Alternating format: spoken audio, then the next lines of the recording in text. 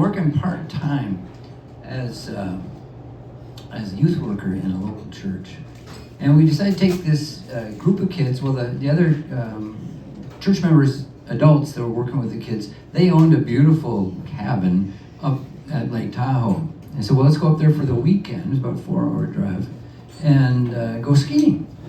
So they drove their Beamer, and I drove my Volkswagen bus, and we went up there to go skiing. Now, Volkswagen buses have sewing machine engines in them. And so I got 6 kids in the car with me going up the mountains. I was floored. I'm doing 42 miles an hour, I'm not joking. In the other car, they were so frustrated because I keep pulling over, I finally get up there. Anyhow, so we have a great weekend skiing. And then we come down the hill, and that went much better. And then we're on the flat. And we're coming back, and looking for audience reaction. Thank you. So we're coming back, and things are just going fine, and I'm in the right lane of a 4-lane highway divided, and the truck ahead of me, big semi, he's going even slower than I want to go. And so I think, well, I'm going to pass him. So I turn and start going kind of up there, and I've got it floored, and we're slowly gaining on him, and then I see it's coming down to 1 lane, and I'm right at the front of him, just a little bit ahead of him, and he's not letting me get in, and I've got it floored, and I'm kind of nervous, and I finally am able to scoot right in, and I'm so mad, I'm scared, and totally joking, I yelled, "Give that guy the finger!"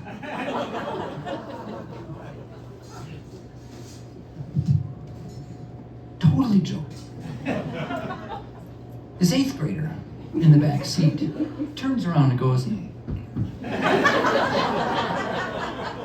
I see this in my mirror, and I go, I was joking! Apologize! And my life is flashing before my eyes because there's a ditch with water on either side, and he's now 4 feet behind me, growling at me in this huge truck, and I've got it floored, and we're not getting anywhere away from it, and we're gonna die. So in the middle seat in the back was a kid who'd been reading this ladies' home journal, which he'd found at the cabin. Of course, it wasn't a ladies' home journal, duh. The guy in the back seat taps him on the shoulder and goes, give me. And he hands him the Playboy he'd been reading behind the ladies' home journal. And he holds up the centerfold. And he goes, and the trucker smiles and waves and backs off.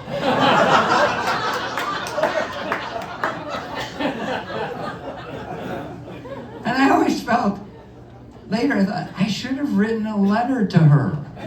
To the centerfold. And thanked her for saving the lives of 7 junior high kids and an idiot. But I didn't. Oh, I'm just scared thinking about it. So I started my first job at First Presbyterian Church of Stillwater, where I'm working again now. But half my job there was working with youth. I remember talking to the 7th grade kid one day, and we were just making conversations. Have you thought about what you want to be when you grow up? He goes, I have. I want to be a monkey trainer during the week and a youth pastor on weekends. I thought, well, that's just about the same job. You train for one, you can do the other. And a year or two later, there's a bunch of us young professionals early in our careers, we're mid to late 20s, and we're sitting around talking about our jobs. And I said, I'm just so glad I'm not a doctor. Because I screw up so often. These people don't die. My friend says, no, they just go to hell for eternity.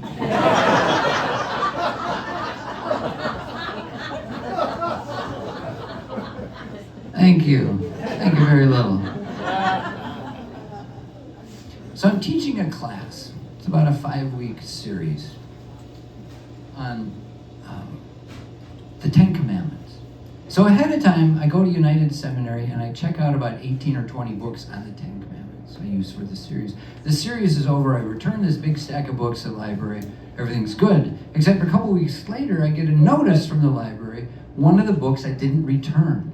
Oh my gosh, I look all over my study, look all over my house, I can't find it anywhere, so I have to pay for it. And the name of the book, Thou Shalt Not Steal. Another class I'm teaching, and this one is about a 4-week class, and things are not going well, and I'm nervous, kind of a controversial subject. It's about the 3rd week, and I get done with my carefully prepared statements, and then one of the parishioners asks a question which shows that I clearly have not communicated anything I meant to, and I was nervous, and I was young and stupid, and I was frustrated, and I took my pencil and I threw it on the ground and swore during church class. And that pencil hit a razor first, bounced up, and stuck in the ceiling. I'm not kidding. It's hanging there, wiggling, sort of like my job. It's hanging there in the balance. And the name of that class was Christian Nonviolence.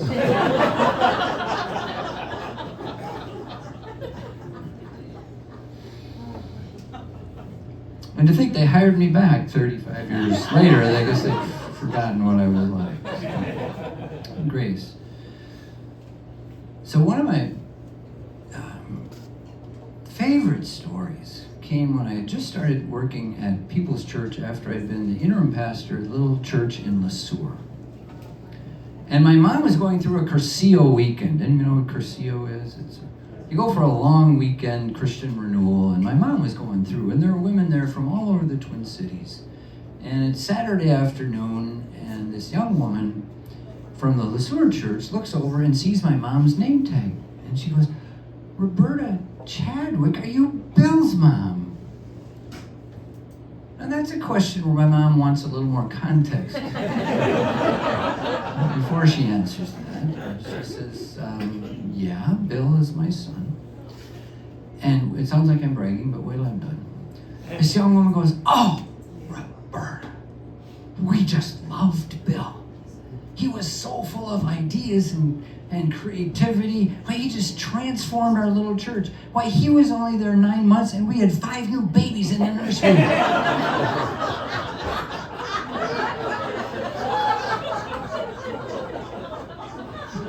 I was single, and it was a real busy first week. Getting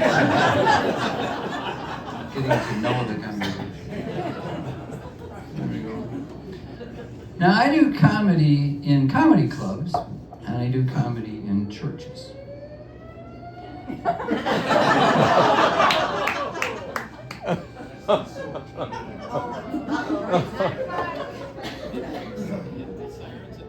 And there's really not much difference. Just heckling. I virtually never get heckled in comedy clubs. I get heckled in churches when I'm leading worship. At Oak Grove Church, a longtime dear friend of mine, I'm doing the announcements one Sunday morning. And I say, "I want to recognize Mary Anderson. Congratulations to her retiring after 31 years of teaching." And from the back row, my friend Rich says, "When are you going to retire?" And I looked him in the eye and I said, "Right after I do your funeral." True story. Gotta be careful, ministers get the last word.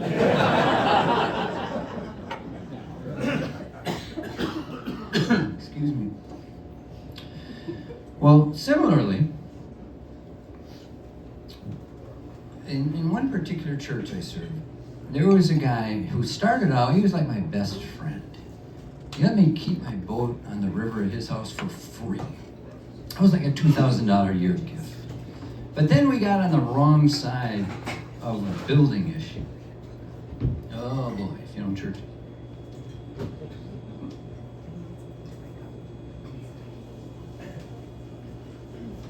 And after that, there wasn't anything I could do right.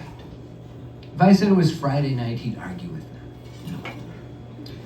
So one particular Sunday, I preached a sermon on adultery. I was against it.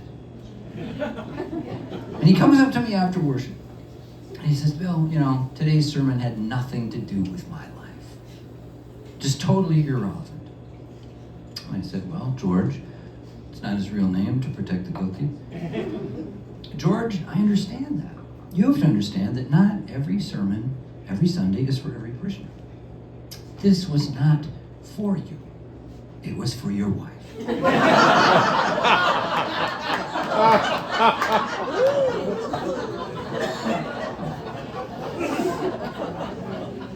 We're going to take a very short intermission, 5 minutes. Won't be time to commit adultery. The restroom right out that door and to the left, but be back quickly, okay?